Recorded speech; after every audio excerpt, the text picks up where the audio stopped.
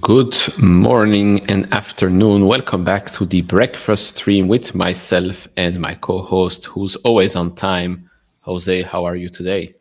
Pretty good, Neil. How about yourself? Hopefully I'm not muted. Nope, I'm not. I'm doing good. No amateur hour today. Not today.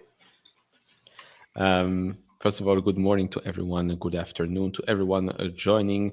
Really appreciate you all joining us again on this beautiful, what is it? Tuesday. Yeah. Tuesday. Neil, sorry. Gonna send you a quick message. Sorry. Yeah, so we have a couple of things we want to discuss. Well, I got the email, so I guess they did. Oh, okay. All right. I didn't know if it was public. But I think the major announcement is in an hour or 2 or 3 or something like that. But okay. Sounds good. So yeah, we have a couple of things we want to discuss. Yesterday, AMD soared 9% or so. We've had actually a green market across the board, which I'll happily share. I'll happily share this right now. This was basically it yesterday, right? Pretty good. I mean, Oracle was down, but then again, Oracle was also up 8%, I think, on Friday when everything else was down. Yeah, it was up crazy both Thursday and Friday, because I think it reported Wednesday, right, Neil? So I think Wednesday and Friday was up both high single digits. So a 2% pullback's nothing. Yeah, no. So yesterday was a pretty good day. I think today, at the time of talking in Europe, I believe markets are red. In Asia, they are red as well, although in Japan it's green. And pre-market in the United States, we are red as well, 0.4, 0.5% negative. But then again, I mean, yesterday we were pretty green, so I'm not that surprised. Oil prices right now are up 2%, but that's about it. So yeah, yesterday AMD was up. Were you surprised or not? I was surprised it was up that much, Neil. I mean, I don't know. Sometimes the market doesn't get this stock too much, and then it's surprising when it finally wakes up a little bit here. Obviously, after a nice pull up, there can always be somewhat of a pull down, but I'm pretty excited. I know you're going to pull up your technical magic here, but there were a lot of there's some rumors that kind of happened last night or yesterday, Neil, that kind of also helped drive some of this stock momentum. I don't know if you saw Such as. the Amazon rumors. So that started to reappear. So over the weekend and on Monday, I believe on CNBC, there was some discussion that AWS is actually the new customer of AMD's MI350 series lineup. Something that I don't know why wouldn't be discussed during the AI event. I don't know if there's some secret meeting happening, but that's the rumor floating around. And something I think we've talked about in the past, right? That if there was somebody, it would be them.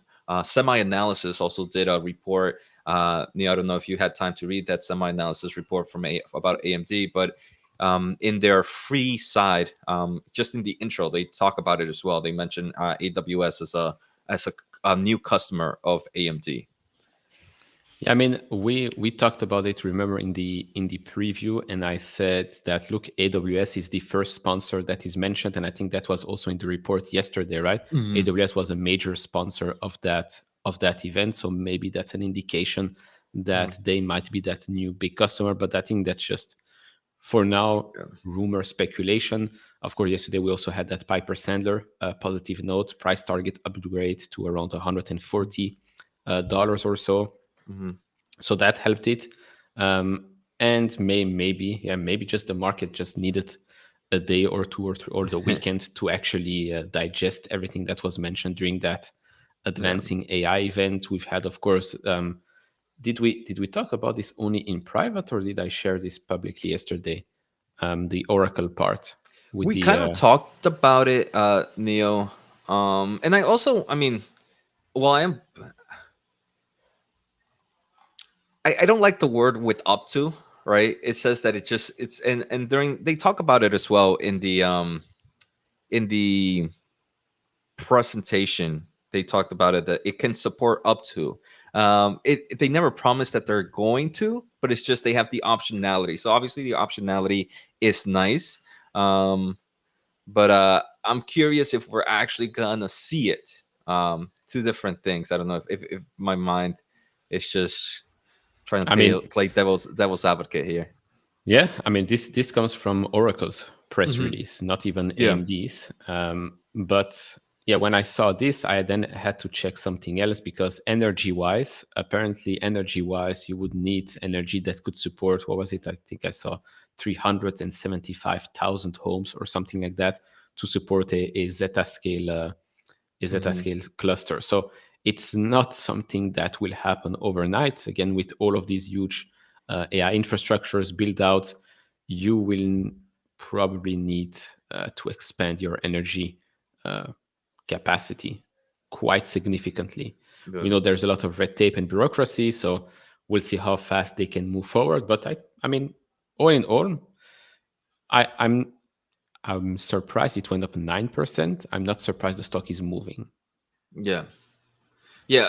Agree, Neil. And yeah, I mean, Amazon customer rumors. Um, I think we even started discussing it when we saw kind of that not the CT, but when Amazon had some shares of AMD. I'm pretty sure we both did videos on that in the past. So yeah, I mean, I think the rumors are becoming a little bit more true. But I just don't get it why these companies just don't give us the customer names, why they have to be hidden. For example, like CoreWeave with Google, it's starting to get a little bit annoying. Or like Broadcom or Marvell when they can't say who are the cloud service providers that they're providing the chips for. It's just so annoying, I think, sometimes in this space where it's like, I'm investing in you. You need to tell me what's going on because if not, what's the secret? Why can't you just tell me everything? I guess they are scared maybe of the competition or some deals not. I mean, if the deal is signed, then the deal is signed. But Yeah, and I yeah, feel like competitors know. Like if let's say Marvell signs something, I think Broadcom has people that will find out really quickly. It's like they have people in that team that would be able to find out who they shifted to. I don't. Yeah, but still, it's annoying. It's annoying that sometimes we have to play this guessing game to see who gets it. yeah. I mean, it is interesting. It's interesting why this happens. Are people still are those companies so insecure that they don't want to say what's going on, or maybe there are just too many options out there, so one doesn't want to lock in the deal. Maybe they're talking with someone else. They don't want to lose that deal, like with Google and Scale AI, for Yeah. example, right? Scale AI goes to Meta. Google doesn't pay them 200 million, and maybe that's one of the reasons. I don't know. Yeah, Yeah. and Neo Fandango, just similar to your thoughts, right, Neo? Maybe deal poaching, but I mean, like with Broadcom, we know they have TPUs for like the past 6, 7 generation, and I don't think they have yet to say Google as kind of like their customer of one of. They say one of the major hyperscalers. I don't think after doing so many generations, you can do deal poaching. So maybe I agree in like the beginning aspects, Evil Fandango, right? Maybe in the beginning it could be some form of deal poaching, but I think after you've done multiple generations of chips for them, I think it's okay to share because I think the whole world knows. But it's just great to get kind of that final confirmation from the company itself. Yeah, no, I agree. I agree. Um, let's see. I wanted to show something else, but it disappeared. Lovely stuff. Lovely stuff. Um, SMCI works with every chip supplier. I think SMCI. most players, Yeah, most like Dell, most of. HPE, I don't think, yeah, I don't think there's anyone who wouldn't work with everybody. Yeah, no, I agree.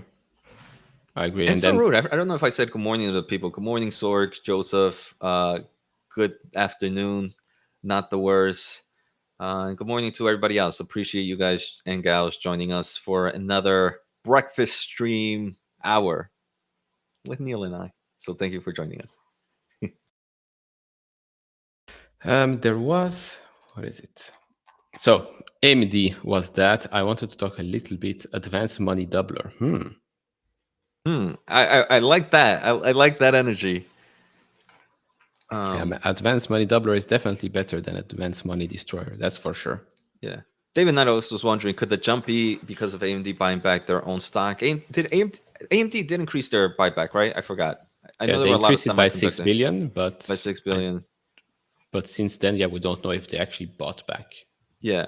I mean, it could be a mixture of everything, right? It could be a little bit of all these tailwinds, right, David? It could maybe they might did a little bit of buyback. Maybe you see some big investor coming in. Maybe you just see the overall market enjoying it. We also saw that Piper Sandler did increase kind of their price target, so you did get kind of that positive momentum. I think it was from 125 to 140. I forget what was the price hike, but something around there. Mhm. So sometimes it's just a mixture of all small storms make a perfect hurricane to drive some of these sentiments up. Huh. All storms make a perfect hurricane. Not bad. Came up with that on the spot, Neil. That's what you get here. Sometimes you get some good ones. Sometimes you get, well, a lot of times you get some bad ones. Are you making T-shirts out of those? Um, Anything else that caught your attention? Because I saw you did a video yesterday talking about, I think, Micron and some other players. Yeah, so I mean, I think we did similar topics yesterday, Neil, in our videos. We did both AMD. Then Meta Platforms was the other thing we both talked about, it seemed. And with Micron, the only thing I was just looking is I hadn't talked about Micron in the past, Neil. So I was just kind of doing a recatch up of what happened in the past 7 days, which was a lot. So just a really quick recap. They announced that they're shipping HBM4 to their key customers, which is really great, right? You want to continue to see this innovation happening in the HBM market. You saw that they are um, a key customer of HBM for the MI350 series. So you see that being one of the key customers there. So for the 3 series, they're using their HBM 3E, 36 gigs, 12i, I believe it was. And then the other final news is to happen on Friday afternoon is that they were investing a lot more money here in the United States, and they were expanding and building a new leading edge fab. So more to, it seems like they want to build HBM here in the United States. So that's actually very, very bullish. And it kind of goes with this whole aspect of wanting to build AI supercomputers and advanced chips here in the United States. So if that happens, it's pretty good. But we've seen some reports, right, that some of their build outs have been behind red tape for a long time. So they gave a few states, I think it was Virginia, Idaho, and New York. So those were the 3 updates. And just I really did enjoy the HBM4 update though. That came out about a week ago. I think we briefly talked about it. But yeah. And I just want to give a shout out to Tuco. Appreciate it, Tuco, taking one for the team. So Tuco, real reason AMD is up because I sold my position. You are welcome. Thank you. Thank you. I appreciate the struggle you took for, or the hit you took for the team. Yeah, I really appreciate that. Thank you very much. It's about time. It's about time. And the more we go above that $120, the safer our bet will be, and the closer we will be to our extra member of of the channel towards the end of this year. Let's see. There was wait.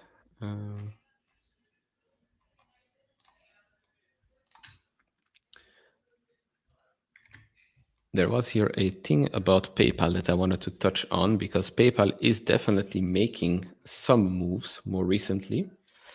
So I'll just first go over a couple of announcements from the CEO, Alex Chris,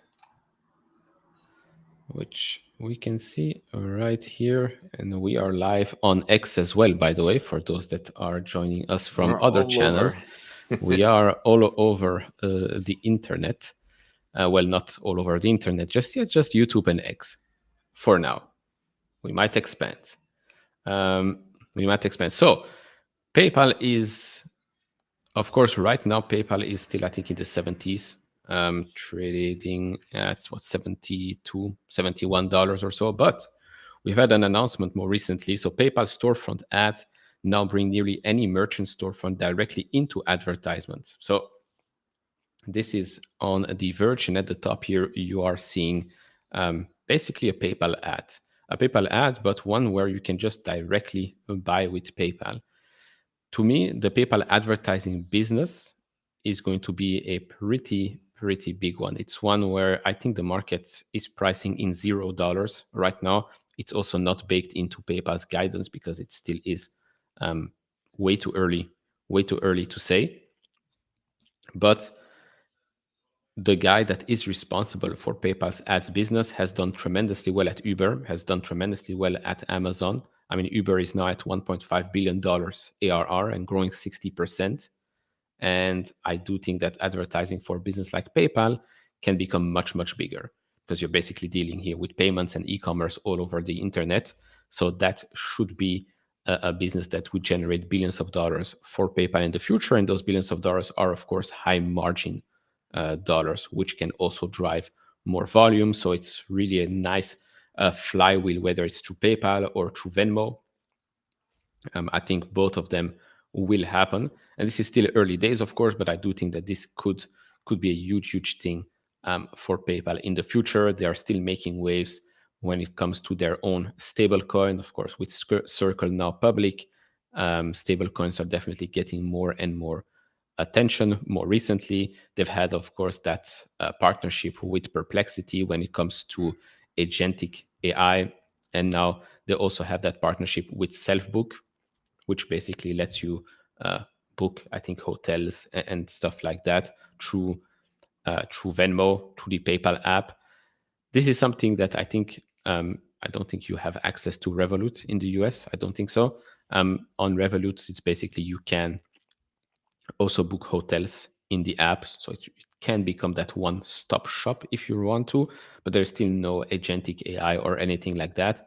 With this, I think, yeah, PayPal is definitely moving into the direction of being a one-stop shop, whether it's through the PayPal app or for the younger generation through Venmo as well, whether it's to send money, save, spend, get rewards, book hotels, trips, you name it. I think they're making the right moves. There was also an article that came out, a conversation basically from the Wall Street Journal. And, yeah, never mind. I have a question after this, Neil. Okay. So what's behind PayPal's Will Ferrell ads? Talked here with the CMO of PayPal. Basically, PayPal, facing competition, aims to stay relevant by encouraging consumers to use its services for flexibility and rewards. And this is very important. Because they basically admit it right here. So what is the business problem that you've been tasked with solving at PayPal? And this is why we had that sentiment around PayPal, that who uses PayPal anymore these days? And they basically admit it right here. The challenge is to make the brand relevant for consumer. Why is the consumer going to choose PayPal when they're faced with a plethora of choices? So basically they ask the question, why would they choose PayPal? So PayPal effectively is the one-stop shop for whatever you want. However you choose to pay, we have that. You don't need to go and have like 17 different apps on your phone, because every way that you may want to choose to pay, we have that available for you. And increasingly we are leveraging, we are layering on a rewards element. That means whichever way you choose to pay with PayPal, you'll be rewarded for that. So they're definitely making sure that the app PayPal, the word PayPal, is not getting forgotten, right? It stays at the top of your mind whenever you're going to spend or save or, I don't know, interact, send money to people. I think they're doing the right thing. Previously, of course, PayPal was popular because it was one of the only ones. It was that early adopter, let's say, of online payments and whatnot. Everybody knew about it, but I do think that, especially with the previous management, it was just that old system. Okay, pay with PayPal, but that's about it. Nobody really knew that they probably had an app and you can do lots of things with the app. Of course, in the US, you had Venmo, which PayPal owns, which is great. Um, but now they're definitely pushing quite aggressively to make sure that PayPal and Venmo, which they see it as two different things, um, which they actually tell us right here.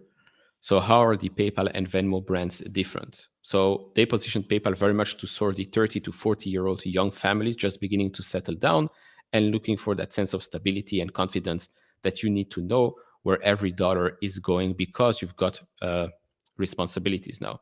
Venmo is very much for a mobile first, younger, potential, slightly more affluent audience. So they clearly know that they have two different products, although both of them are owned by PayPal, but they're positioning those two products very, very differently and specifically to address those, well, addressable markets, core demographics, let's say. And I think they're doing quite well with that. The results here of the advertising campaign, they saw great results for the first iteration of the PayPal Everywhere campaign last year.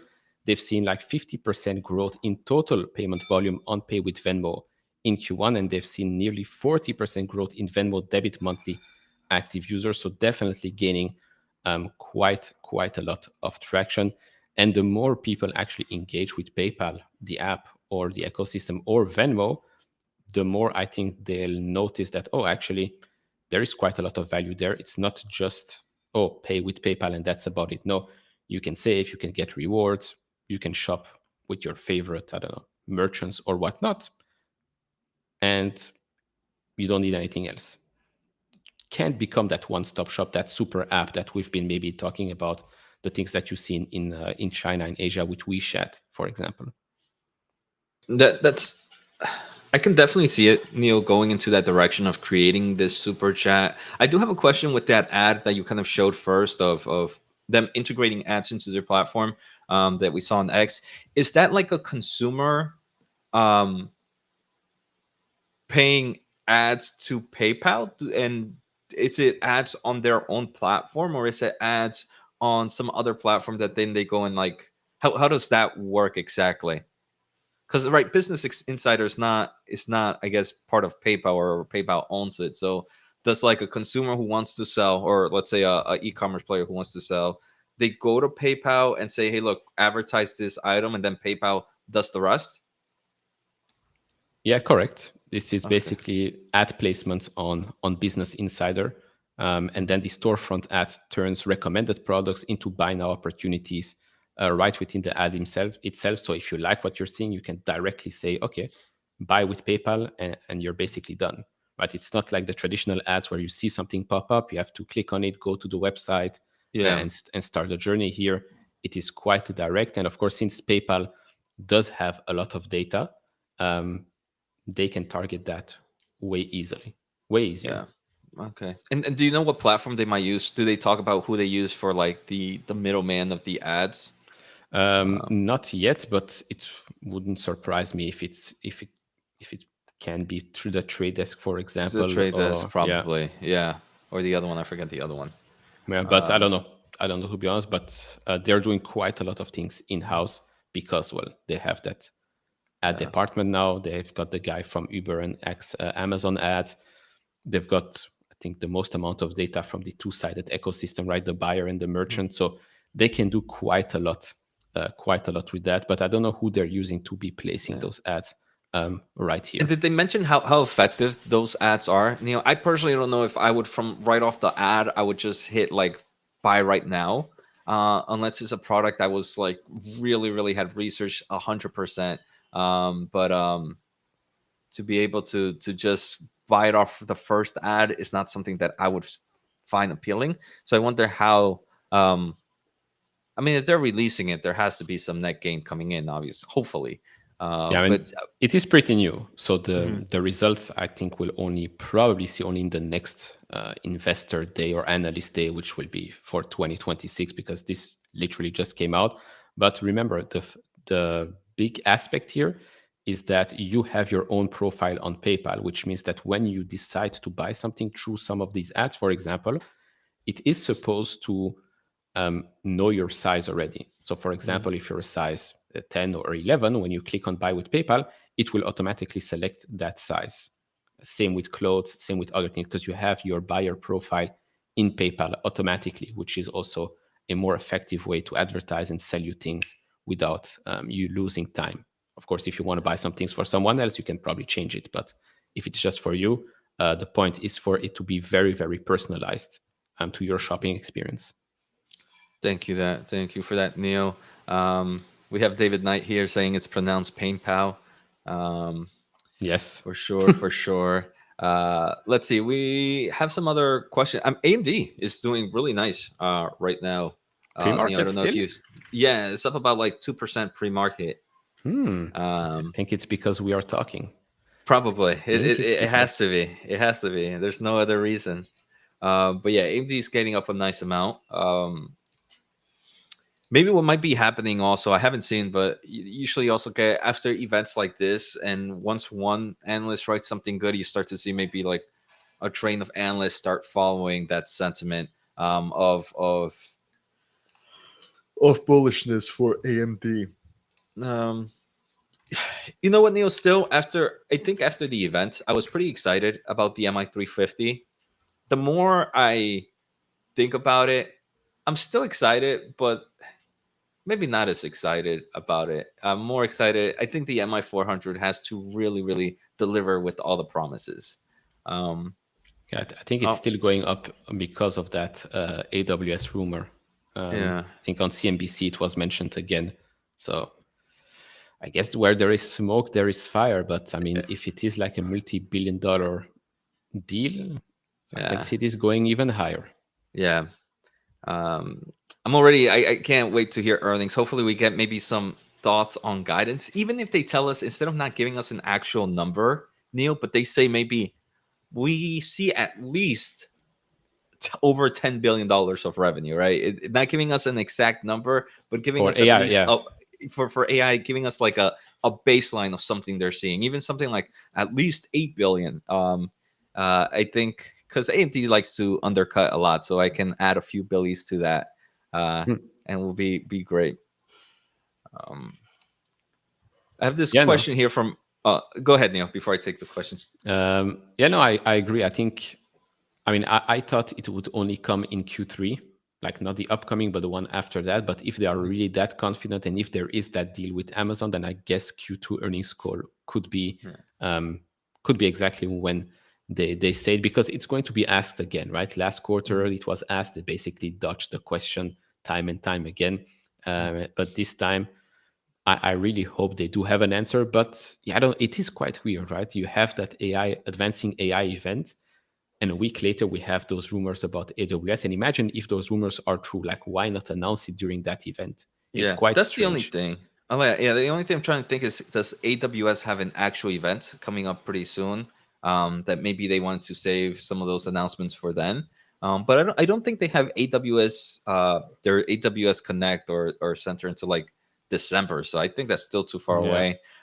The other thing is maybe Neo, they might just be making small orders right now to do like a testing, and they want to test out the MI350, and until they get that true confirmation that because the last thing you want to do is like Amazon ordered some chips, but if it was just a testing and then Amazon decides not to buy anymore, then that would be pretty bearish.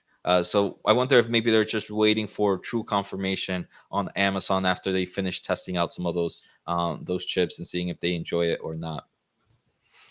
Yeah, I mean, I would assume that these things were already done right before Mhm. before rumors came out. Yeah. But okay, you wanted to say something before, or Oh yeah, Martin here. I'm curious when Nvidia will get an outbreak towards the 200. I feel like this past year for Nvidia was a year where it was catching up to some of its metrics valuations. Like I think price to sales ratio was like in the high 40s, even when looking at forwards, and it has kind of pulled back to like I think even lower than 20s. So I think, I mean, hindsight is 2020, but I think this Hmm. past year was more of just like Nvidia catching up to reasonable metrics all over the front. Because if you looked at PE ratios, especially forward, look pretty great for Nvidia.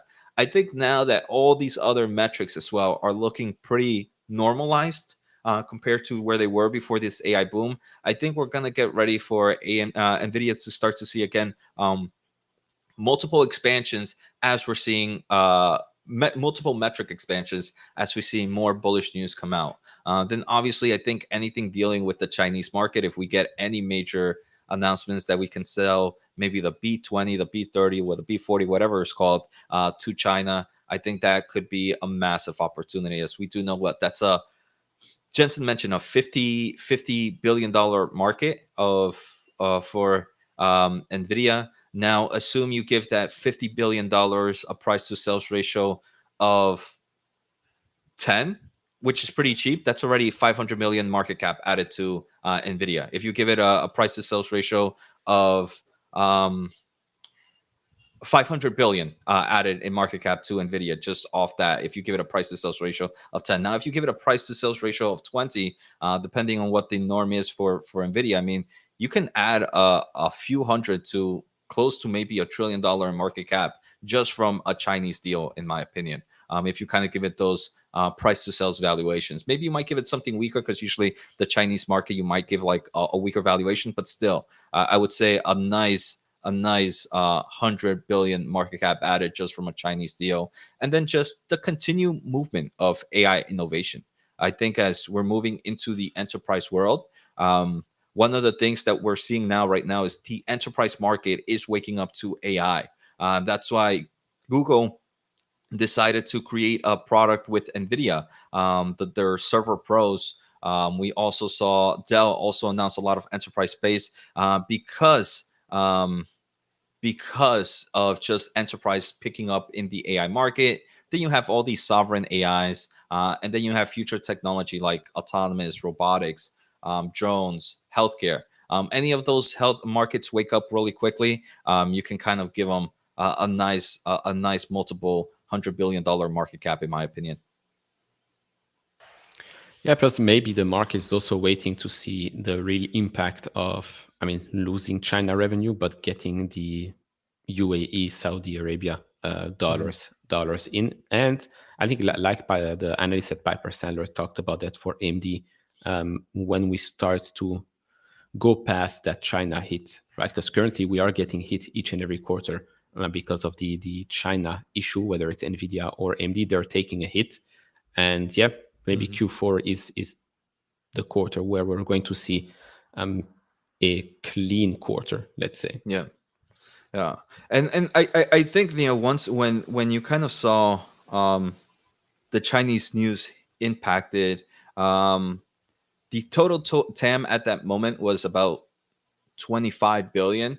And I think Nvidia, right off the news, lost about $250 billion. So it seems like the market at least gives it about a 10 plus 10x multiple on the Chinese space. So now that the Chinese market is actually even bigger, Martin, I think that even with the 10x, 10 to 15x multiple on that market alone, you're still getting a few $100 billion in market cap growth for Nvidia, which is insane to even think about.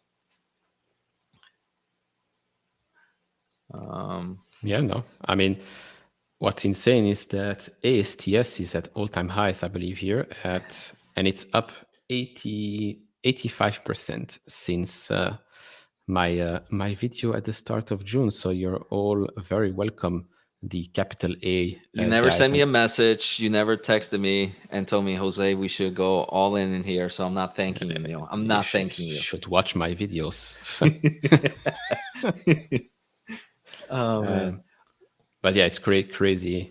It's of course all based on future Mhm. revenue that could come in billions and dollars for the company. So congrats to all the holders from the 20s, but especially those that bought under $3. You're up That is wild.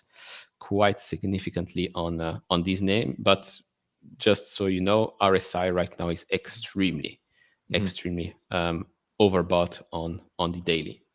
But okay, Yeah. it's been overbought for a week or so, and it keeps going up. So Yeah. just just so you know. I have this question, Neil. It's a little too personalized, but maybe we can kind of share our own thoughts. So Martin here mentions he has 20% of his portfolio on AMD and would like to add more. His average cost price is 110.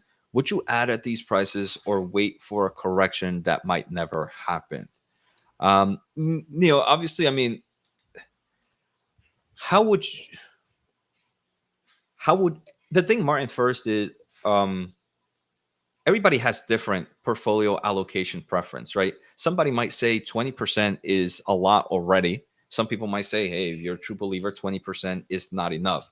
So I think for every investor, you need to find what's your perfect allocation and what's kind of like your sleep number, the number that if the stock goes down or up, you don't start, and both, right? Both, Neil, if it goes up or down, you don't start to get too emotional because sometimes if it's such a big position and that stock goes up dramatically, you start to get emotional and you might start to sell off too early. Similar, if it's too big and it starts to drop down, you might get a little scared and sell off. So first, I would say find what's the perfect allocation number for you in forms of portfolio sizing, and then go on from there. Personally, I think the semiconductor market gives us plenty of opportunities for massive buybacks. But if I wanted to add on, I would do very small dollar cost averaging at these price points. It's not, I wouldn't like load the boat. Also, I'm already happy with my position size, but I would do more of like very small dollar cost averaging. Just because we don't know when it's going to happen, but eventually the market gives us opportunity. You know what's one of my biggest fears right now for AMD, Neo, is the MI400 is going to be the first system that they're going to come out with, which is going to be a full server, a full kind of server design rack, something they haven't done before. They don't know exactly how to work with the supply chain impact completely. They don't know how to maybe test everything out. They can easily ace it, but I think the probability of making a misstep is pretty high.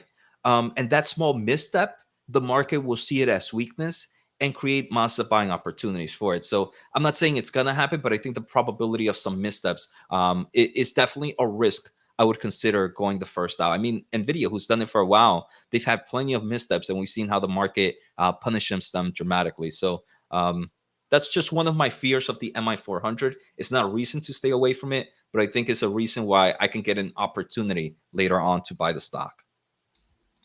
And who knows? Maybe by then the stock was already at 150. Who knows? Mm-hmm. But I do think that's why they acquired ZT Systems, right? To make Mm-hmm. sure that they got the necessary expertise from the engineers at ZT Systems. But yeah, no, I echo what Jose has been saying. Look, if you have your average, of course, it's that we've talked about it, I think yesterday or a couple of days ago, right? Talking about, oh, you have a low cost basis and now you're afraid to average up because then your cost basis goes up. Mm-hmm. But it really, it's up to you whether or not you want to own more shares, right? If you Mhm. want to own more shares, if you think that the price is right, because if you're buying today, then your cost basis is probably what going to be 120 if you're buying at the same amount. Okay, it's going to be a bit higher, which means yes, if we go if we go back lower, then you might be in the red suddenly, but you'll still have way more shares. And if you believe that this company is worth hundreds of billions of dollars in the future, which by the way we're now back above $205 billion or so, if you think this is a half a trillion dollar company, or maybe a trillion in 10 years, then who cares, right? As if you can accumulate more and more shares, then Yeah. yeah, the choice is there. Yeah, and that's why I think portfolio allocation is the most important key, right? Because I personally am very bullish on AMD. I think you might be a little bit more bullish than me, Neil. I think this is definitely a $500 billion stock within the next few years. That's to me my base point.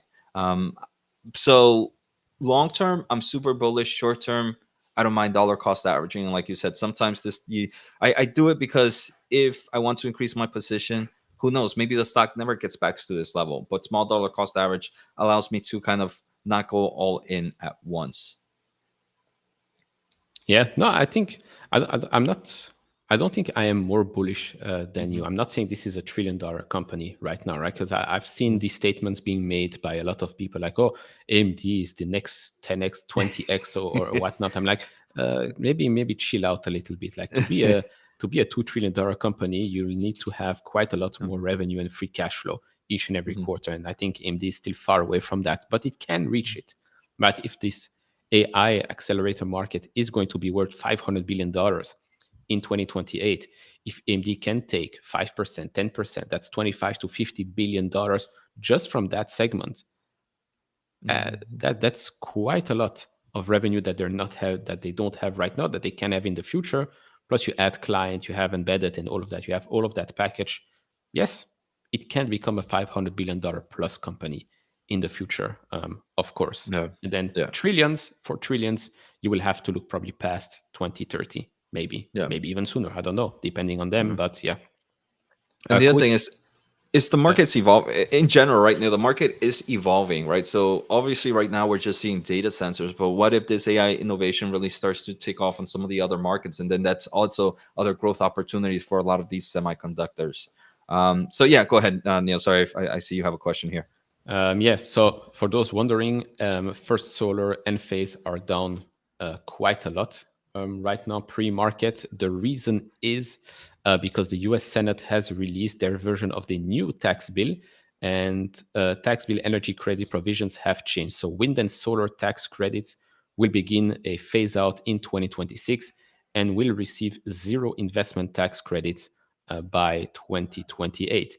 Nuclear, hydropower, and geothermal will see tax credit extend to 2036. So that's why you're seeing Enphase back at $36 and First Solar back down to $142. If we look at Oklo is actually up a little bit back to $69 at the moment.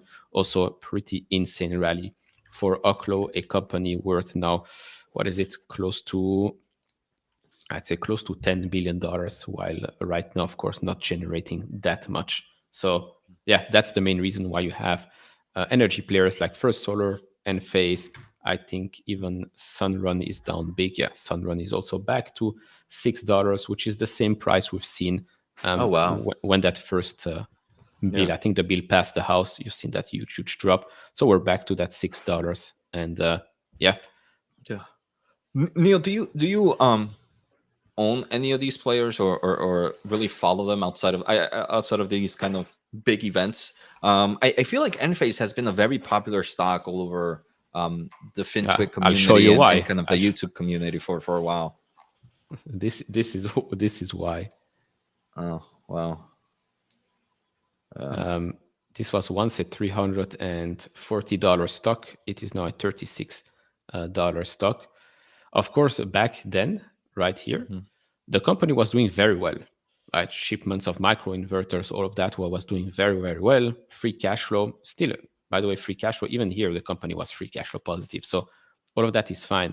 But interest rates being higher, means that people are not going to go towards Enphase and So, install huge installations, because that's just going to cost them way too much money. yeah, And now, of course, with the incentives and the credits going it's away, even going to be more. Yeah. it's going to be an issue for them. Hmm. That said, I've always said the same thing.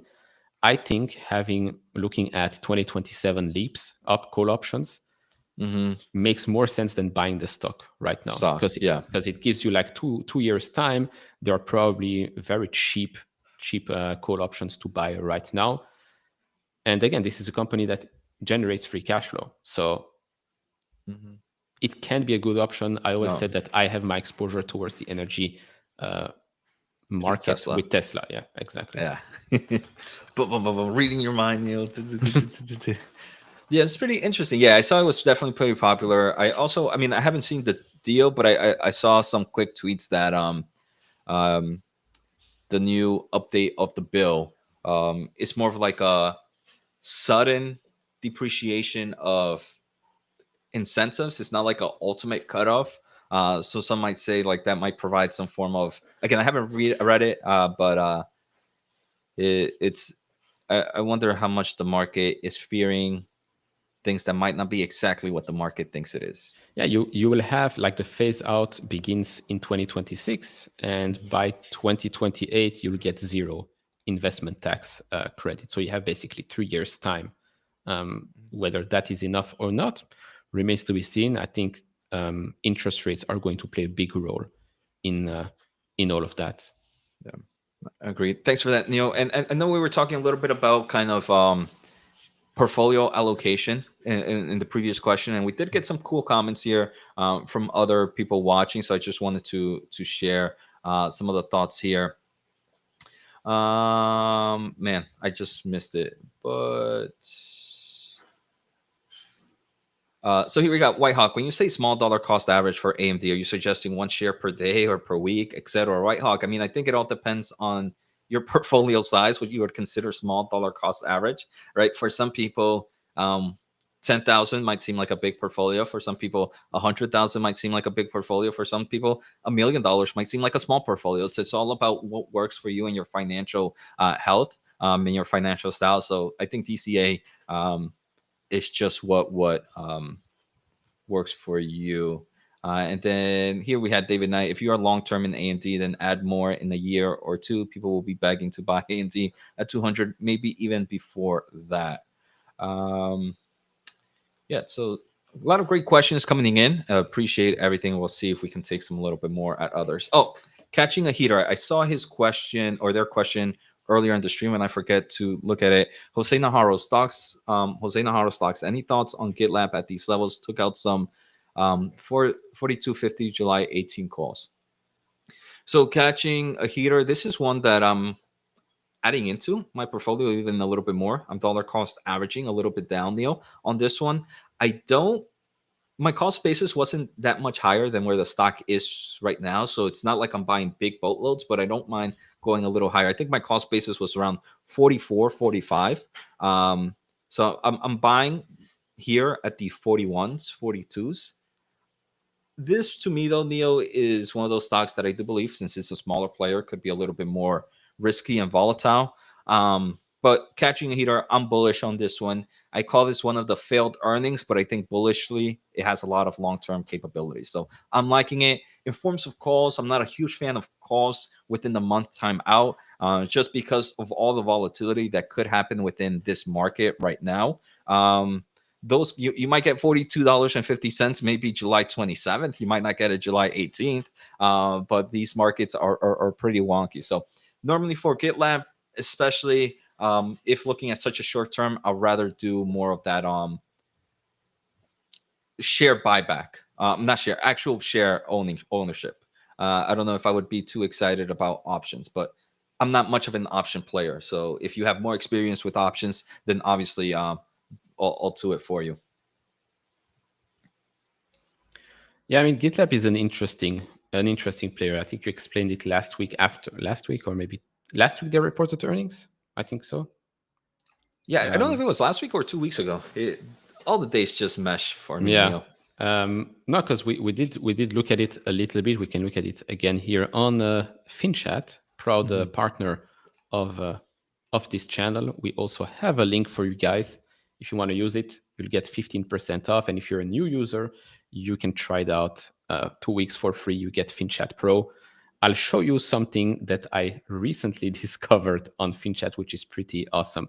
Of course, there is this AI overview feature, which Hmm. summarizes all of the transcript, whether it's earnings calls, analyst conferences, even keynotes like the one we've had from AMD.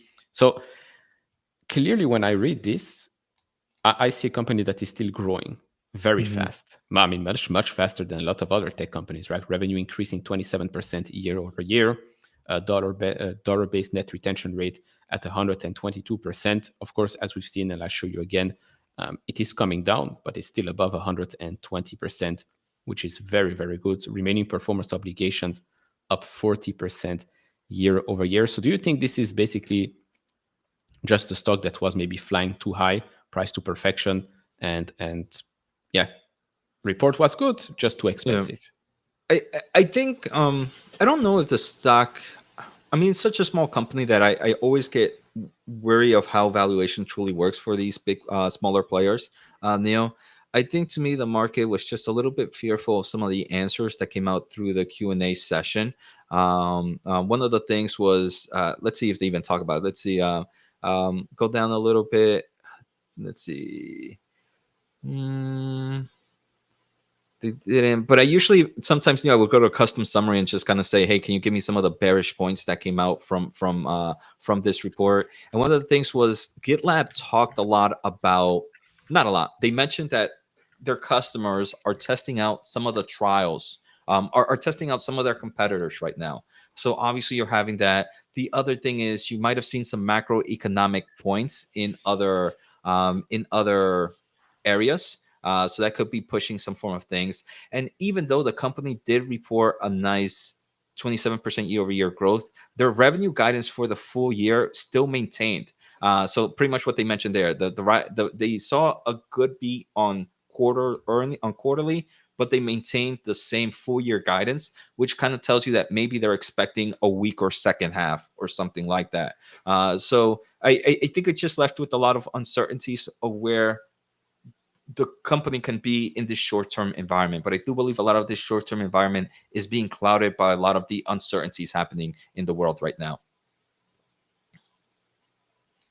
Okay, no, fair enough. I mean, the AI summary and the custom summary is very good, especially if you follow the company and you know what questions to ask and you don't want to go Hmm. through the whole transcript.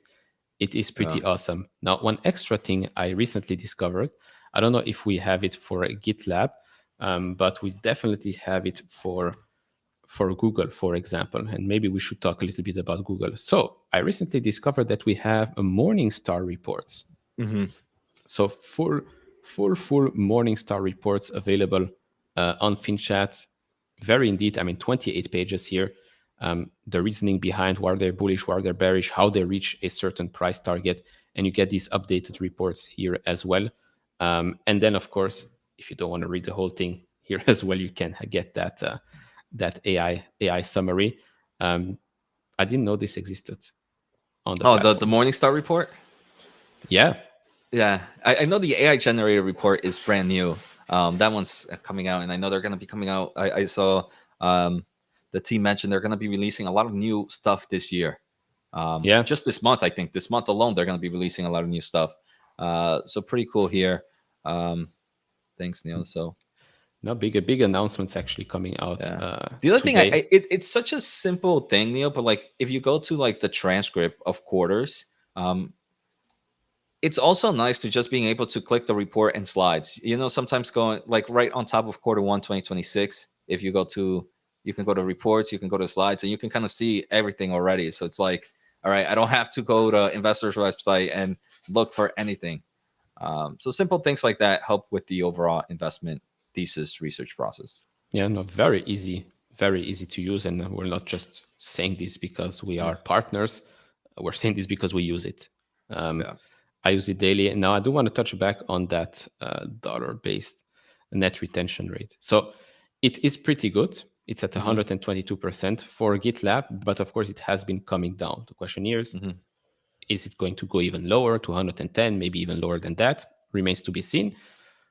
But this should not like scare me. 122% is still very, very good. Very good.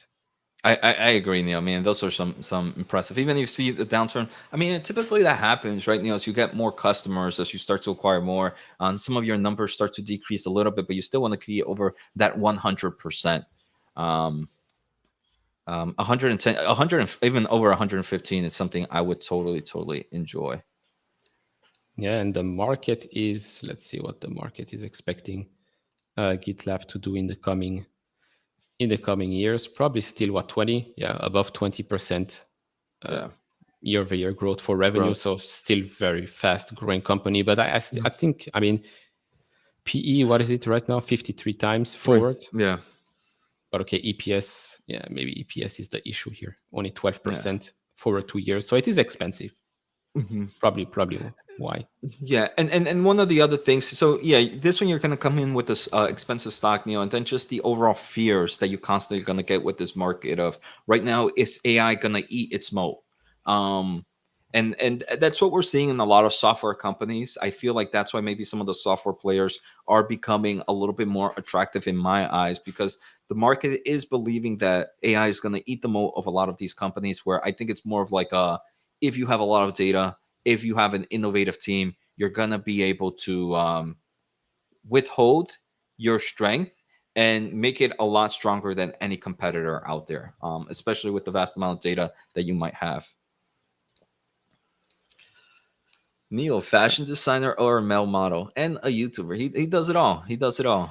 Zoolander 3 could do it. I mean, I wouldn't mind. I wouldn't mind Yeah. a role in that movie. Um, I have one here. Jose Fernandez went to share some thoughts regarding AMD. It's not about increasing your cost basis when you buy more. It's about choosing where the best growth opportunity is for your current cash. I agree, Jose Fernandez. That's a great way to look at it. You don't want to see it as like, I think you don't want to get cost basis blind. Sometimes we see, I had Nvidia in the single digits. If I buy now, it's going to bring me to the teens or something like that. It's more of like, I have 1,000, 10,000, $100 right now.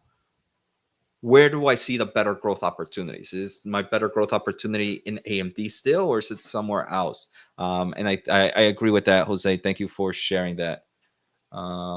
Let's see, what else do we have? I am running a poll and I asked, will the market end the day green, red, or flat? Currently, we have 49% say green, 27% red, and 24% say flat. Quite a lot of confidence, from the chat today. Did you not do it yesterday too? Yep. And yesterday, Were they right? yesterday, I think they were right. were they right or did they say red? Oh, never mind.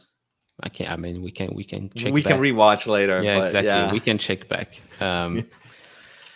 Question here about retail stocks such as LVMH or Lululemon. Do you think they are trading at value prices and are good deals in current market? I know Lulu took a hit recently. Yeah, after the earnings. I mean, the stock even after the earnings took a beating. So we're now back to prices not seen since the April market sell-off. Is this going Mhm. to be the bottom? I mean, seems like it likes to rebound around those areas. But if I were to choose one, I'd probably go with the luxury behemoth LVMH, although that one has also lost quite a lot of value. Um, if you really want luxury, you will have to go with these guys right here, Hermes. These guys are probably the best exposure to luxury retail out there. Yes, it's also down from their peak, but margin wise, they're much better than LVMH. And strength wise, as you can see, they are not down as much as the others, because the product that they sell doesn't really matter much whether we are in a bull or bear market. People that spend a couple of $1,000s on bags will still spend a couple of $1,000s on bags when the market is red. So if you really want retail exposure, luxury retail, I guess you should start with them. Then I'd say LVMH, and then maybe you should check Lululemon, even yeah, Nike maybe for the turnaround story. Although if you want to get exposure to shoes, they are doing better than Nike on holdings, growing much faster as well. So there is that. I think my personal model sponsor is Abercrombie and Fitch. They're also doing better, although the stock is down. It did rise quite a lot after earnings, but that did not last long. It was actually back at $100, which is crazy, and now we're back under 80. So there are definitely some options out there if you really want. But I think currently, with the situation in the market, maybe macro as well, I wouldn't really go to retail just yet. Do you ever go much into retail, Neil, even if it wasn't due to macro?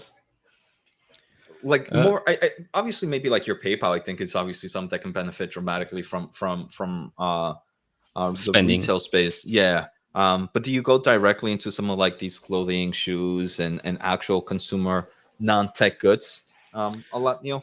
Not for the long term, I don't think so. I think it's more like, oh, if I see like a short term disconnect, maybe like an ELF, right? ELF basically doubled since the bottom. I didn't go with it, but if I would, it's probably going to be for that reason. The stock crashed 60% or whatnot, yet the business is still growing, and maybe there is that disconnect, and then you flip it and you move on. But I don't, no, I won't go. Although I did own Abercrombie a couple of years ago, doubled, could have made much more, but this is not something that I would I would start to add to the portfolio and follow, since my portfolio is very much tech fintech based, and I'd probably keep it at that. Although there's always the option of adding this disconnect, right? We talked about this more recently because the stock is down so much.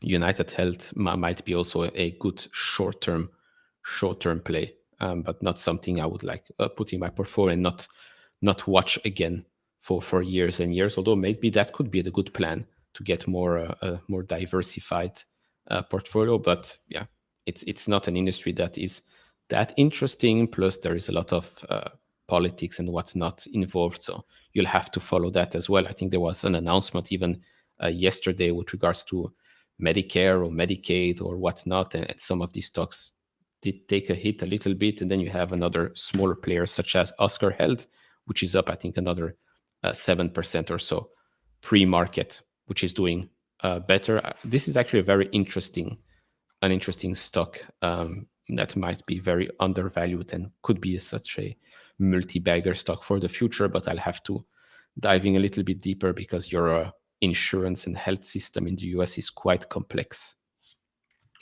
Yeah, this one has become very popular. It seems in the fintech community as well. Not one that I follow too much either. Yeah, you have here. You Message have for a. you. Yeah, but it's your super chat. Yep, I have a message for you, Neil. Are you confident in the ASTS biz model? Uh, are we splitting the $1.99 or are you? It depends, Neil, how nice you are. uh, am I confident in the ASTS business model? Mm. Well, am I confident? I think so. I think they are doing the right thing, making sure that they have plenty of partners, not just partners, but also strategic investors. So the incentive is there for them to make sure, like, for example, Alphabet, by the way, Jose, both of us are indirect investors in ASTS as of Hmm. last quarter, I believe, because I'm very Google, bullish in their biz model, man. Very bullish. because Alphabet did invest in them. So yeah, I think, of course, they rely on the SpaceX, Blue Origin, and ISRO, I think, the Indian space program, to launch their satellites into space. So they don't have their own rocket, which is fine, which makes their business higher margin businesses. But yeah, until they actually launch a full service in the United States that covers, let's say, multiple states, it's always going to be a show me story, right? Until we actually get the hundreds of millions, maybe $1 billion in revenue, it's always going to be like, okay, great, you're promising us this and that, but we want to see that first full year of an operational business model. So far, it's been announcements after announcements, which is always great. They deliver some demos as well. And now, yeah, it's up to them to Yeah. actually show us, because it is a company that is worth $13 billion at the moment. $13 billion for not much revenue means that you are paying for a lot of future execution, and it's worth more than Rocket Lab at the moment. Thank you for that, Neil. We also had a few questions here, Neil, again on here we can see from what happened with Enphase. What's his name? What happened with Enphase? We talked about it. Well, you talked about it, Neil, and earlier on. Can you just give a quick recap of what's happening here? We got on a few questions here. Yeah, so there is no sun anymore, so solar is gone. The business model doesn't work. No, just kidding. It's basically the U.S. Senate released their version of the new tax bill, and so wind and solar credits will be phased out in 2020. Well, begins phasing out in 2026, and they will receive zero investment tax credit by 2028, and that's why Enphase, First Solar, Solar Edge, Run, Sunrun, all of them are down. Yep. Let's see what other. We had a few other questions.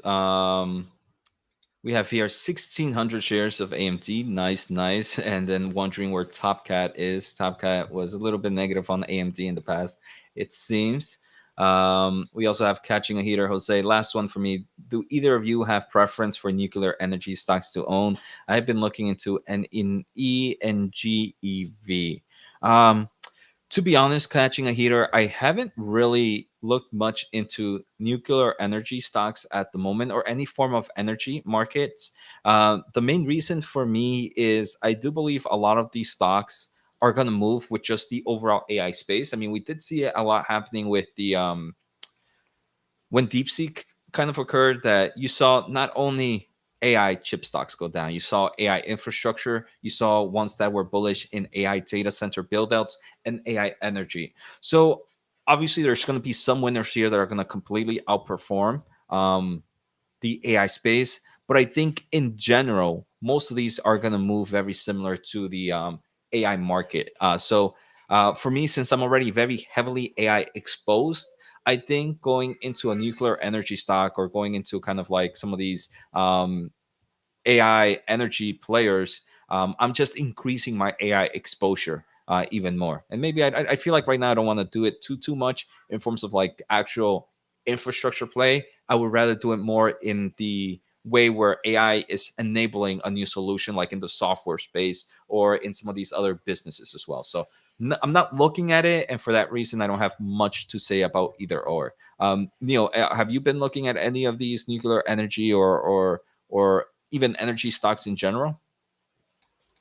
Other than the energy stocks that we've just discussed, no. I mean, I have your Oklo on the watch list. Maybe we can pull up actually. What is it? SMR? Yeah.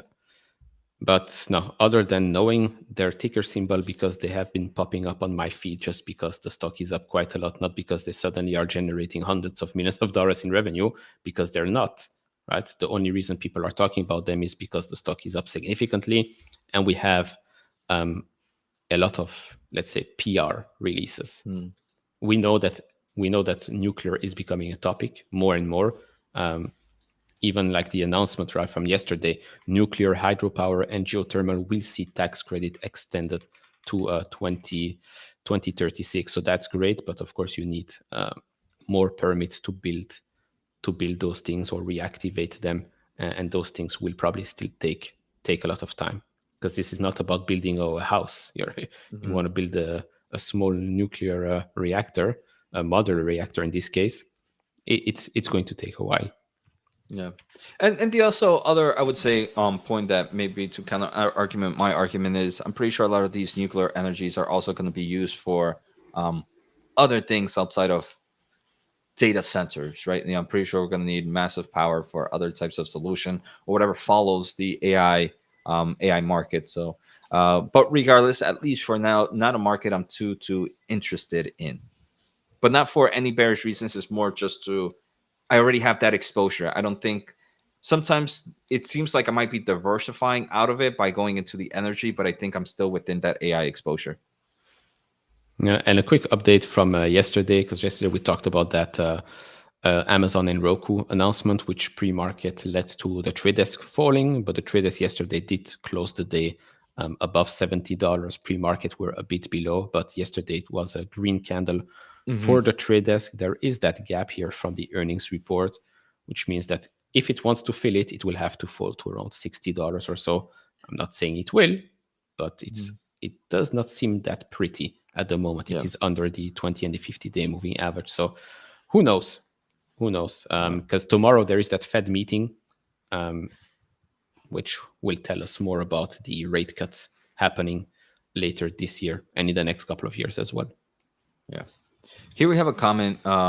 Achilles, stay away from Navitas. I think that's, I forget. I think that's Navitas NVTS. Yeah, yeah. Just look at what happened to Wolf. I would say just Achilles, just be careful comparing the two. Wolf was definitely one that was overextended in debt. They were trying to massively build up a lot of fabs in the United States, and they were hoping that the AI, not the AI, the silicon Aut- carbide market, I think it automotive was, also, yeah. yeah, would eventually turn around pretty quickly, where they would be able to see some massive growth in those fabs, and be able to pay back a lot of the things. Unfortunately, their timing was not perfect, so they have a lot of debt, and in the market that's still pretty weak. So their hopes was to build these fabs during this bad cycle, and eventually the bad cycle would be a good cycle when everything was up and running. But it did not play out like that for them. So I would say I'm not a fan of Navitas at the moment, Neil, but I wouldn't compare it to a Wolf. I think it's a very unique thing that happened to Wolf in general, and they were kind of really playing in the manufacturing space, which within the power and kind of this kind of market is even a little bit more of a commodity than the actual chips themselves. So I think Wolf was just not one I enjoyed. No, fair enough. Fair enough. The markets will open in 18 minutes. 18 minutes. Neil, do you want to tell 1, 2, 3 Kobe this or no? Tell me that Nebius is going to 100 this year. I just told you Nebius is going to. I truly hope it goes back to 20 before it goes to 100, though, so we can have another 5x. But yeah, Nebius is holding the $50 quite strong You know, recently. Neil, if this one drops down, I might become a shareholder of this one.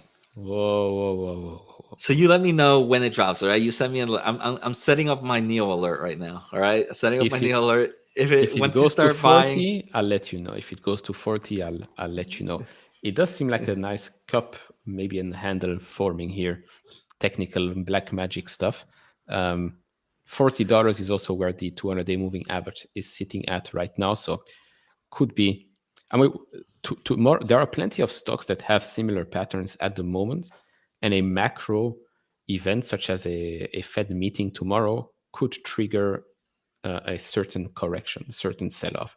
Not saying it's going to happen, because the exact opposite can happen as well, right? If we have a Neil just said positive tomorrow's a bearish day. That's what I got from this headline, Wall Street Journal, headline. Bloomberg, everywhere, couch investor, unknown guy from YouTube, man, Just manipulating the markets.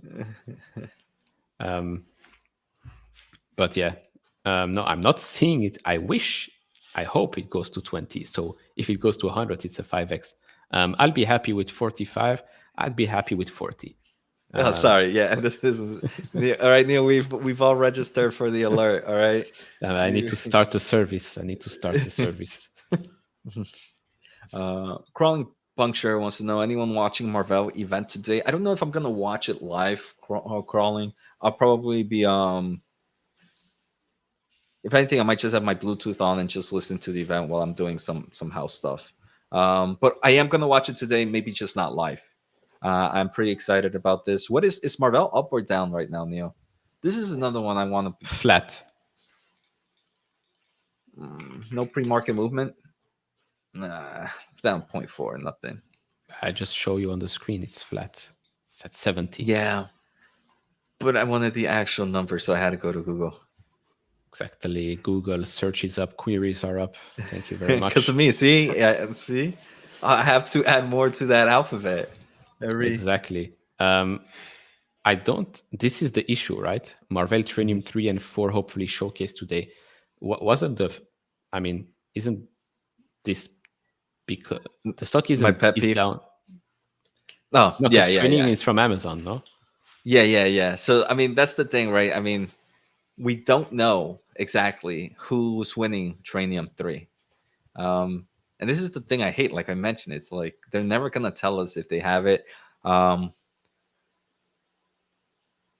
they could say that the customer we're ramping up right now, we're going to continue to ramp to the next generation. And if they say that, then we can probably bring it back to Amazon. But MacDux, one thing is we barely get to see the actual product itself.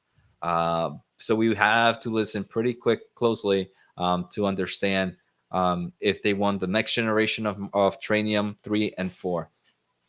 They have a 5-year contract, McDucks, but I thought it was more just in general with just like the Tranium 2 that they're going to continue. And it also involves other networking solutions because there are, right, there's other networking solutions.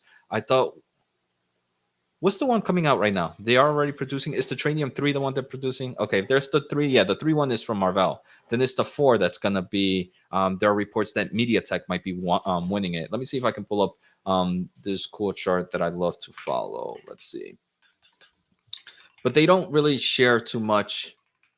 MediaTek ASIC. Let's see if we can get a cool chart happening.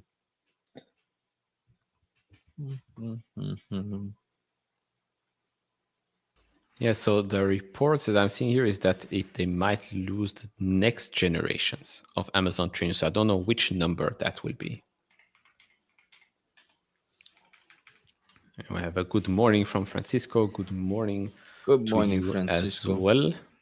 Joseph saying, you aren't unknown. There are dozens of us who have heard of you.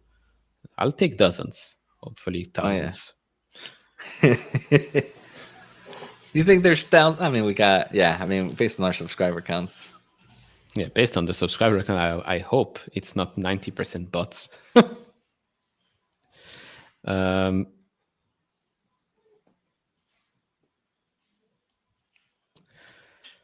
Mars Association with Amazon Trinium 3 and 4 accelerators is clouding upside for 2026, 2028. So, Yeah. So Tranium 3 is the one that yeah, 3 and 4 I'm seeing here. Yeah. yeah set to launch AWS Tranium 3 Marvell. So it's gonna be, has to be number 4 then. Um, I mean, there are definitely reasons because otherwise a stock like this doesn't fall that much, although it was yeah, very Marvell slumps expensive. nearly 50% as Tranium rumor spook investors. But I mean, I feel like this stock, even if they don't, despite these advances, yeah. So it's for Tranium 4, it seems then, because Tranium 3, yeah, Tranium 3 is still with Marvell, and that's the one that's ramping up and should be released pretty soon for late 2025. Yeah, so I mean, I guess they'll have to talk about it today. I If mean, they do, it's always a question, it always is, and management always kind of just gives you the breakdown. They say, look, we have a great partnership with Amazon. Um, we have a multi-year contract with them. We're ramping up the current generation.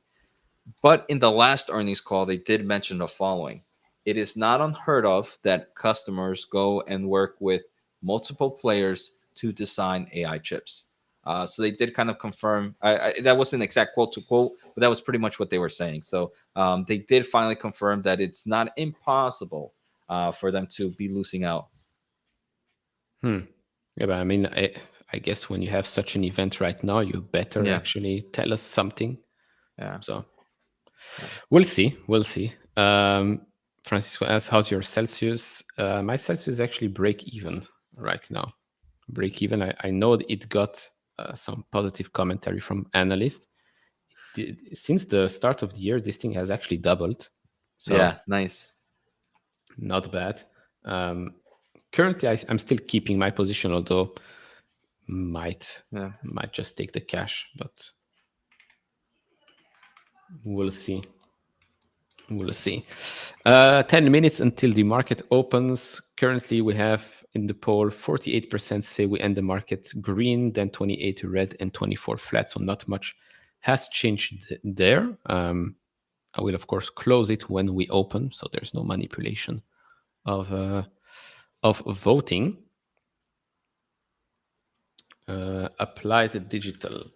Applied digital is something we did cover a little bit, especially after the big announcement, but we were both Hmm. surprised that it did not continue its run like the other Yeah.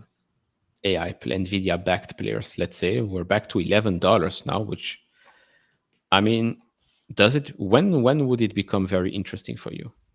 I don't know, Neil. I mean, I this is one I don't know. I wouldn't mind looking more into this one, Neil, because I mean that massive deal with CoreWeave is taking up their whole new data sensors, which is very very good. Um, I have to maybe understand more of how many other data centers they're building in other places and what their capacity is looking in those other places. And what do they have in store for next process? What is their next plan after these? So I think learning more about what's their overall data center build out looking like um, is something I would be more interested in before making a decision. But at the end of the day, this is more like just a renting company, right? They just build the infrastructure, and then companies like CoreWeave or whoever come and bring their chips and set up the servers. So they're just kind of leasing the land, the and all the infrastructure that they help build out. So Okay, not, I wouldn't call it this true NBI Nebius or CoreWeave competitor. Um, Even though you didn't ask about CoreWeave, it's I just wanted to include that there. of Um, course. this is more of just ones that they build these AI data center infrastructure. They build like the massive warehouses. They get the land, right? They get the land. They make sure the power is there. They make sure it's great for cooling. They make sure it's able to withstand X amount of power, megawatts, gigawatts, whatever. So it's not a competitor. I think they both could work really well with each other. Yeah, I mean, look, if before the stock rose, it was around $7, $8 or so. If it goes back around those prices, I think it might be a good swing trade because they are getting what was it for? What did I say? 400 and something $1 million each Hmm. year Each year for yeah, from the deal that was announced. So if we go back below, let's say $2 billion in market cap, it makes sense. yeah. It makes sense purely because of that disconnect. We do have Add that to the alert. Add that to the alert. Thanks. yeah, that's All another right. Thanks. $5. We do have some macro data that came out. Industrial production falls 0.2%, so a bit worse than what the market was. The market, yeah, consensus numbers, I'd say. U.S. short-term interest rate future trim earlier gains after retail sales data. Traders stick to September rate cut view. Didn't we see yesterday that the probability for a July rate cut was actually higher? Um, okay, I guess we'll know way more information tomorrow. Retail sales fall yeah, a bit more, 4.9%, ex auto 0.3% month over month. So, okay, what did the market do after these very important numbers came out that will definitely affect each and every company that we own in our portfolio? And that's the reason why you should sell. The market, the market didn't really move much. It's still down 0.5%. Dow Jones, S&P, Well, that's because Nasdaq. you were bearish. Remember, the market is reacting to your news. Was I bearish or was I bullish? No, you remember you said tomorrow Ah, something. for tomorrow. For tomorrow, Yeah. yes. So that's But what the that's market is already expecting. but that's tomorrow. Today is today. Tomorrow is tomorrow. What is it? Yesterday is the past. Tomorrow is the whatever. The future. Tomorrow's Today a is gift, and that's why the today is no called no. or whatever. Today is the present, and that's why it's a gift. Nailed it. Nailed it. That's exactly how it went. Um, Uh, Another uh, T-shirt. David Knight, do you guys think it's funny when people say things like it's only 11 a.m. in tech revolution if technology is going to just stop in 5 or 10 years? If anything, we'll need more and more chips. I agree. I agree, David. I mean, I think it's 11 o'clock on like a infinity hour clock. Um, just because we need to keep innovating. Is that also saying it's 11 o'clock? Well, they say it's like I forget what's the saying. Some analyst goes, it's like it's the start of the party. It's like 9 o'clock of a party that It's like the doesn't second finish. inning or whatever. Yeah, or something like that, right? The overall point, Neil, that David was trying to make is that people are putting a finite end to something that, in theory, should be an infinite gain forever. Aha. Aha. I see. Maybe Gosh, Neil, do I have to explain it all? And AMD is dumping again, it's a based on quarter. Manuel. Is it down? Is it down? Because it was up 2%, going from 2% to being flat. It's still up 1.4% at the moment. Let me just Google it But to give us our little search query. AMD stock up 1.3%. yeah, you see, we mentioned AMD again, and oops, who pops up? Ariel pops up. Good morning. Good morning, Ariel. How are you today? I know he. I think he also owns AMD, by the way. Just because we have a bet, but he also owns AMD. So $128 at the moment pre-market. AMD goes to 110. Why not zero? 110. Send me that alert. All right. I don't know if you've been watching. Send me that alert area when it goes to a 10. I want that alert too. Let me know. Uh, no says margins. It's a Mhm. Inspector Gadget picture. Margins will drop though. Margins of what? I think he meant of tech. Of Come tech? on, Neo. Get with the program. As we get later into this infinite clock, But margins will drop on margins tech. on tech, why would it? Isn't the pattern that margins have expanded over the last 10 years plus? Yeah, as long as there's innovation, right? I think that's the question. As long as there's innovation in the space and you're still producing something that's much better. Um, I mean, even this piece of expensive junk, Apple has expanded margins over the last couple of years. all right, let's see. Yeah, we got Aereo holding 250 shares. Nice, nice, nice. Another one. Manel, thoughts on Enphase? Look at solar stocks. I, Yes, I we I don't think did. we've talked about this. It's like the Marvell story from 2 weeks ago when you talked about Marvell 5,000 times. Jeez, tell me how you really feel. Um, Uh, so yeah, Enphase is down. All of the solar stocks are down because they're going to lose the credits. It's going to be phased out until by 2028, starting next year. all right, thank you for that update. First time hearing it. Um, but for buying monthly ETFs, would you recommend Nasdaq or something like World UCITS? I don't know what World UCITS are. I'd normally focus on a semiconductor ETF or a tech ETF. I mean, I think Nasdaq would probably be one of my safer approach if like a family member was ever to ask Neil. For me personally, I would go with like a semiconductor, but Nasdaq is also Nasdaq over the S&P 500 any day of the week. Yeah, I agree. I agree. Look at this nice comment. Look at this. That's why more. That's why more people like Neil are needed in the investing community. Europeans are more down to earth compared to get rich next week, US style. Huh, exactly. I agree. I agree. Mm, You guys are in the green year to date. I think we are. Yes, both of yeah. us are in the green this year so far. So far. Don't jinx it, Max. All right. That was not the case at the start of April, though. That was not the case. And with that, the market is open. So it's time to do the little refresh and poof. Oh my God. A little bit of red. A little We bit got of to red. reach the network there, 3%. ENET next to Yeah. AMD. AMD still Let's see. green. Not by much, but still green 1.2%. Yeah. Oh, wait, let me see my poll. Okay, still 48% say green. Okay, so All right, let not me pull much. up my trading stuff. What is Dell? What did Dell do? Dell is up Nope, no, it's not. 3.8.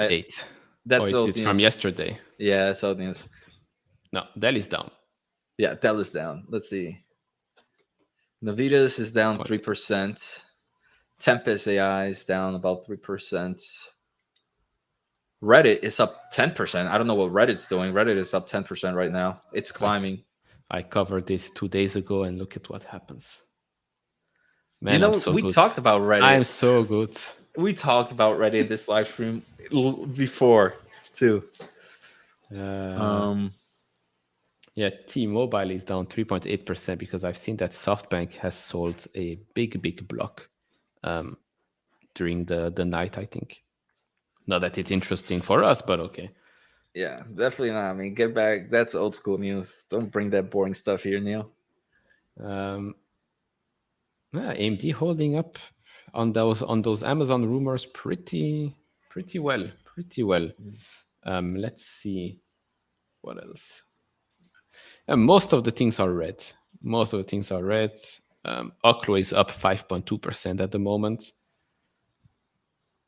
Yeah, nothing too red though, right? I don't see. No, nothing is like down 5-10% or so. Yeah, Reddit is having a blast here, 7.7%. I wonder if they won anything with Google because right, that was something that was happening. They were suing Google or something. Um, they were suing Google, or they wanted to license stuff No, so or Google not. wanted to license them. Google was licensing their stuff for some money, but I thought they were. Was it Reddit or maybe it was some? Never mind. That was Check maybe. No lo sé, no lo sé. Yeah, June Reddit sues Google's back Anthropic. Oh, Anthropic. Never mind. People, yeah, gotta read more Uh, than the first three letters I'm seeing words. here Reddit launched 2 new AI-powered advertising features, 8 and blah blah blah. Okay, I don't know which brand wants to advertise on Reddit, but okay. No, I actually nothing. did do a Reddit video just a day ago, Huh. and I talked about their advertisement, and they actually have this new solution where it's safe branding. Um, Meaning you're not going to be popping up on some weird ass Reddit thread. yeah, exactly. You're not gonna show up in.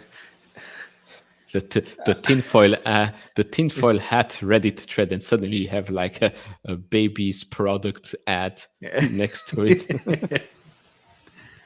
um, let's see. Yeah, so things are turning red now a bit more. Thank you, Neil. Thank you, Neil. Appreciate You're it. welcome. You're welcome. Remember, Tempest we is have the down. alerts. The whole chat here has alerts on you for what do we have alerts from you? You have Nebius, Nebius at 40. You have Applied Digital at $7-8. AMD for Ariel at $110. 110. Yeah, Um, I think that's plenty. yeah, I mean things are down, but they're not really moving much, right? Nebius is down 2.5%, but we're still at 49.20. So basically at the same prices we've been for the last week or so. Let's see. Quick summary before we close out the show for the day. As you can see, Jose's awesome. Thanks, Neil. who said that? You did. That was the summary of the episode. I don't know. You're hearing Ghost, my friend. What's going Lisa's on, Lisa? So appreciate you coming in. in the Um, house. For Lisa, we have to pull up AMD, and that's why we are still green today. So thank you very much for that. Um, are we still green? yeah, 1%, a bit less now. Yeah, Reddit with the big candle here, the big candle. I mean, my technical analysis is not bad. I had this thing drawn and it really rebounded pretty Send me good. an alert. Send me an alert. This is getting irritating. This technical analysis stuff. You have to go up on fundamentals, my friends. You have to go up on fundamentals. Neil, What stop else? having an ad blocker for us, Google. I see you have an ad blocker. It keeps popping up. I That don't. means we're not getting paid. All right. No, it's not for Google. It's for. But it's very strange because I did say it's allowed to have. It's this website is allowed, and yet it always pops up. I don't know. Hello from Hot England. Hello from Hot England. Who's hot? Man's not hot. But yeah, the market is fine.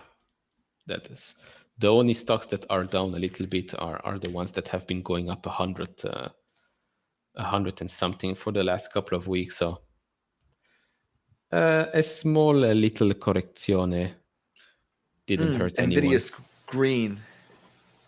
Actually, it's gray. It's green. It's pointing up, up. There's only green, red, or nothing. SLV. Do you know SLV? What is I that? would guess silver. I mean, but let's Ah, just yes, act like iShares we know our Silver. stuff around here. All right, Neil. Let's act like we know our stuff around here. Okay. Don't be embarrassing. Silver, of course. I share Silver Trust. What do you mean? I sell Silver Trust. Maybe I should start selling my silver.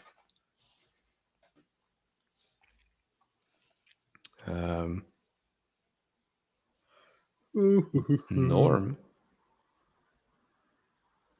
Ah, It got pretty sad in chat real quick. I just don't know how to yeah. respond to sadness. Me neither. The new norm. Lol. Any hoot, I think we can end the stream on a good note. The good thing is that we will be What's the back good thing? tomorrow. All right. So the good thing is that we will be back tomorrow. We will be back tomorrow, and tomorrow is Wednesday. Wednesday, big day. Jose said that I said that the market is going to crash on Wednesday because of Jerome Powell. You Is that what I guys, said? yes, you said that. Okay. You guys say that we are going to end the day green. 49% said green, 28% said red. Right now, I can tell you that the markets are Thank you. Thank you for the actually best wishes. red. The markets Right. are red. So 50% of you might be completely wrong by the by the end of this day. But hopefully I will be wrong tomorrow. So where's the good note? I still don't know where the good note is. I told you the good note is that we're back tomorrow, 8 a.m. But you said Eastern. we're ending with the good note, but then you went on a little tantrum and said we were going to be bread. So I just don't know, Neil. I don't know anymore. You know what? The good note is that Micron is up 1.7%. With that said, Yeah. we're out for the day. We're going to touch grass, real or fake, doesn't matter. We are back tomorrow, 8 a.m., or on our channels later today when we're going to talk about, I don't know what, whatever stocks today. So thank you all for joining. Do check out FinChat down below. Might be called something else in the next couple of hours. Who knows? Who knows? No lo sé. So see you all tomorrow. Thank you all for joining. And now we can go out with our special breakfast show outro. Although I still need to add some music. It's for tomorrow. It's freaking amateurs.